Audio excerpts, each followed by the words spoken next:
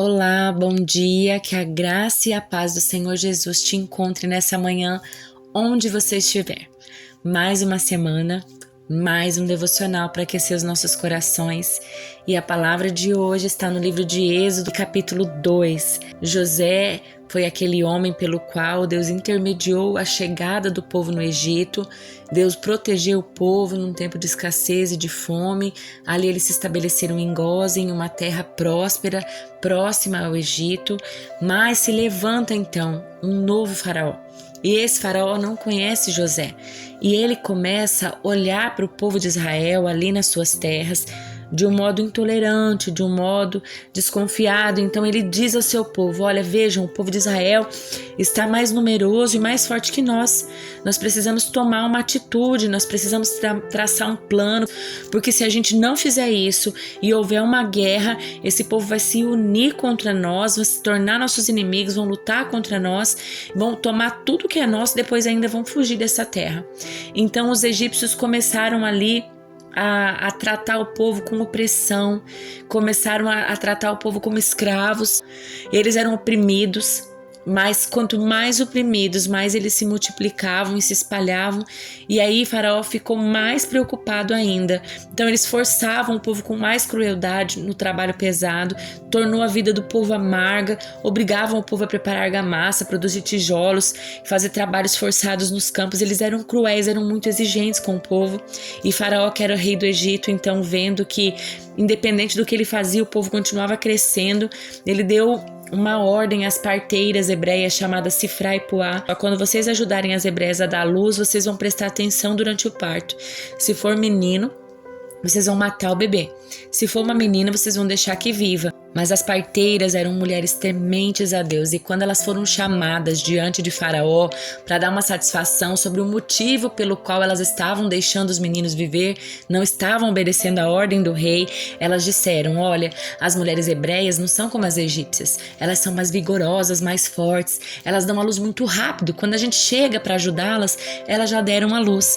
Então, a partir disso, o faraó dá uma ordem ao povo: lancem no rio Nilo todos os meninos hebreus que forem recém-nascidos, deixem só as meninas viver. E aí, nessa época, uma mulher chamada Joquebede, casada com um homem da tribo de Levi, ela é engravida e ela dá à luz um menino.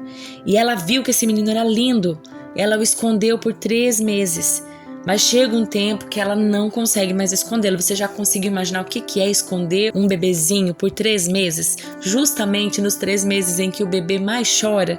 Então, Joquebede esconde o menino, mas quando ela percebe que não há como escondê-lo mais, ela tem uma estratégia. E eu creio que essa estratégia não saiu meramente do seu coração e da sua mente, mas foi uma estratégia dada por Deus a ela, porque Deus tinha um propósito na vida desse menino, que se chamaria Moisés. Ela pega um cesto de junco, ela reveste esse cesto de betume, de piche, para que a água não entre, não penetre no cesto, acomoda o bebê ali dentro e o coloca entre os juncos, ali às margens do rio Nilo. Esse rio era cheio de crocodilos e também era considerado um deus para o povo egípcio. Era um povo muito místico, por isso que todas as manhãs a filha de Faraó ia se banhar nesse rio. Alguns historiadores dizem que provavelmente ela era estéril, e eu vejo nisso tudo a mão de Deus movendo todo o contexto histórico para preservar a vida daquele menino, porque Deus tinha um propósito na vida dele de libertar o seu povo. E ali aquela mulher encontra o cesto, ela vê o menino chorando, seu coração se comove com o choro do bebê, porque era um bebê muito lindo. Então ali Miriam aparece e diz para ela: você quer que eu encontre uma ama de leite para cuidar do bebê? E Miriam vai, traz a mãe de Moisés, traz Joquebede, e ela ainda recebe um salário da filha de Faraó para cuidar do menino, para amamentá-lo até a idade do desmame, onde ele seria adotado por ela e viveria no palácio de Faraó. Existe o tempo certo de esconder os nossos filhos. Quando você esconde os seus filhos em Deus, aquele momento ali em que eles estão sob a tua tutela, de você inculcar na mente deles, andando pelo caminho, ao sentar, ao levantar, os princípios bíblicos, os princípios cristãos, ensinar a palavra de Deus, você pode confiar que mesmo quando ele crescer, ele não se desviará dos caminhos do Senhor. Há um momento de esconder. Joquebede escondeu Moisés enquanto pôde, mas ela teve o discernimento também de saber a hora em que não dava mais para escondê-lo. E aí ela só podia confiar no Senhor. Há momentos em que você precisa liberar seus filhos, crendo naquilo que você ensinou, crendo que Deus vai guiá-los, que Deus vai guardá-los, que Deus vai cuidar deles. Nós não podemos super proteger os nossos filhos, porque se nós super protegermos eles, nós vamos estar alejando nossos filhos emocionalmente. Há aquele momento em que você precisa deixá-los ir e confie no Senhor, porque o Senhor os guardará. Aquilo que você ensinou, aquilo que você inculcou, isso vai ser um padrão, um parâmetro, um fundamento na vida dessa criança. Hoje nós não temos rios repletos de crocodilos, mas nós temos um mundo que prega ideologias contrárias à palavra de Deus, ataques espirituais, um mundo longe dos princípios cristãos, mas nós precisamos crer no Deus que nós servimos, porque quando você esconde seus filhos em Deus, aquele decreto que era para matá-lo, aquele lugar de onde saiu o decreto, aquele lugar de onde saiu a ordem para matar seu filho, vai ser justamente nesse lugar que Deus vai preservá-lo, vai escondê-lo. Assim como do palácio de Faraó saiu a ordem para matar todos os meninos, foi para o palácio que Deus mandou Moisés, para que ele fosse guardado ali, para que a sua vida fosse guardada. Embora ele foi criado no palácio de Faraó como filho da filha de Faraó, quem alimentou Moisés, quem deu o alimento tanto físico quanto espiritual para ele, foi a sua mãe Joquebede. Se você alimentar o seu filho com a palavra de Deus, se seu filho estiver bem nutrido espiritualmente, ele vai rejeitar os banquetes que o mundo oferecer para ele.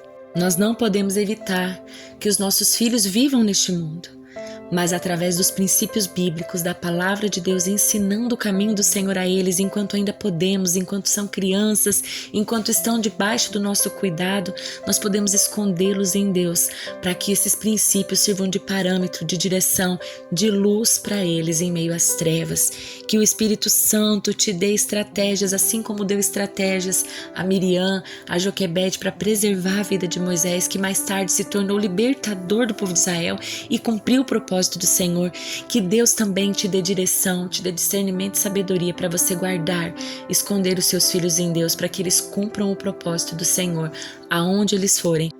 A matança de crianças, jovens e adolescentes ainda acontece, embora não seja uma matança física, é uma matança espiritual. Ideologias, princípios, tanta informação nas redes sociais que vem para penetrar o coração dos nossos filhos, para roubar princípios, para roubar a palavra, para roubar o reino de Deus de dentro deles. Mas eu quero dizer para você, esconda os seus filhos no esconderijo do Altíssimo. Esconda os teus filhos no Senhor. Não cesse de levá-los à igreja, de orar com eles, de ler a Bíblia, de ensiná-los a temer ao Senhor. E não é só o que você fala, mas é o que você faz. O seu exemplo, os princípios que você demonstra nas suas atitudes, isso vai salvar a vida do teu filho. Então não abra mão do privilégio que você tem de alimentar os seus filhos espiritualmente enquanto você ainda pode. Vai chegar um tempo em que você não vai mais poder escondê-los, e a forma com que eles foram alimentados, com que eles foram direcionados ou não, vai determinar se eles viverão ou morrerão espiritualmente, se eles cumprirão ou não o propósito que Deus tem para eles. Então, nessa manhã, eu digo para você, esconda os teus filhos no Senhor. Amém? Que Deus te abençoe, te dê um dia, uma semana cheios da graça e da presença de Deus.